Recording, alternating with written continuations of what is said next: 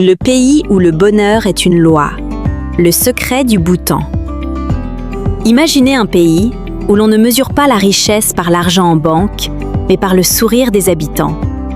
Un royaume niché au sommet de l'Himalaya, resté coupé du monde et de la télévision jusqu'en 1999. Bienvenue au Bhoutan, la terre du dragon de tonnerre.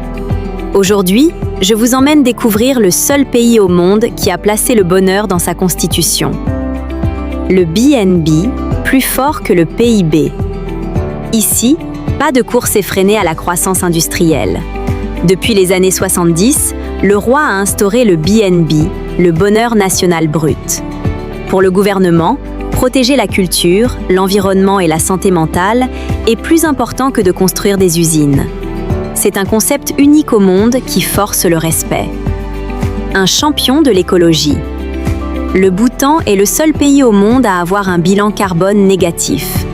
Cela signifie qu'il absorbe plus de CO2 qu'il n'en émet. Comment? Grâce à une loi stricte, au moins 60% du territoire doit rester recouvert de forêts pour l'éternité. C'est le poumon vert de notre planète. Entre tradition et modernité. Se promener dans les rues de Thimphu, la capitale, c'est voyager dans le temps. Vous ne verrez aucun feu de signalisation. Le seul qui existait a été retiré car les habitants préféraient les gestes des policiers. Les gens portent encore fièrement le go et la kira, leurs habits traditionnels, tout en étant connectés aux dernières technologies. Le Bhoutan nous prouve qu'un autre mode de vie est possible, loin de la surconsommation. C'est un sanctuaire de paix qui semble protéger un secret que le reste du monde a peut-être oublié. L'interdiction totale du tabac. Le Bhoutan est l'un des pays les plus stricts au monde concernant la cigarette. La vente de tabac y a été interdite pendant des années.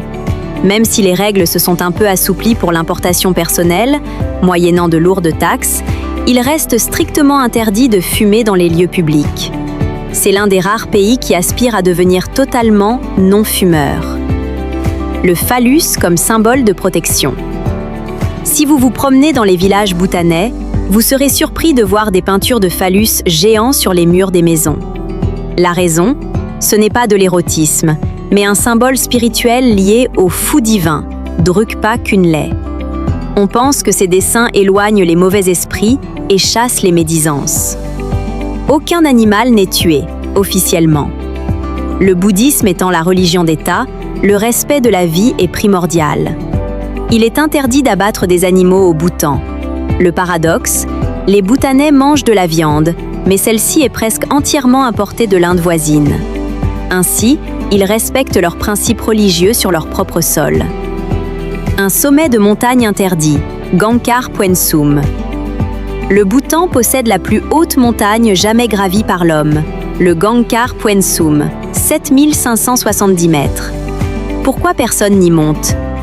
Le gouvernement a interdit l'alpinisme sur les sommets de plus de 6000 mètres, car les montagnes sont considérées comme les demeures sacrées des divinités et des esprits.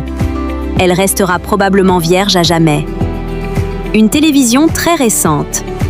Le Bhoutan a été le dernier pays au monde à autoriser la télévision et Internet, seulement en 1999. Le roi de l'époque a finalement accepté cette ouverture, tout en avertissant son peuple sur les dangers d'une mauvaise utilisation des médias sur leur culture traditionnelle. L'éducation et la santé, 100% gratuite. Malgré un budget limité, le royaume offre l'éducation et les soins de santé gratuitement à tous ses citoyens, mais aussi aux touristes qui tomberaient malades sur place. Le pays investit massivement ses revenus, principalement issus de l'hydroélectricité vendue à l'Inde, dans le capital humain. Des anniversaires collectifs. Dans les zones rurales, beaucoup de personnes âgées ne connaissent pas leur date de naissance exacte.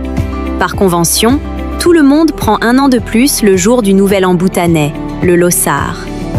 C'est un anniversaire géant pour toute la nation. Et vous, est-ce que vous seriez prêt à vivre dans un pays sans feu rouge, mais avec 70% de forêt? Dites-le moi dans les commentaires. N'oubliez pas de liker la vidéo si ce voyage vous a plu et de vous abonner pour ne manquer aucun de nos prochains zooms sur les merveilles du monde.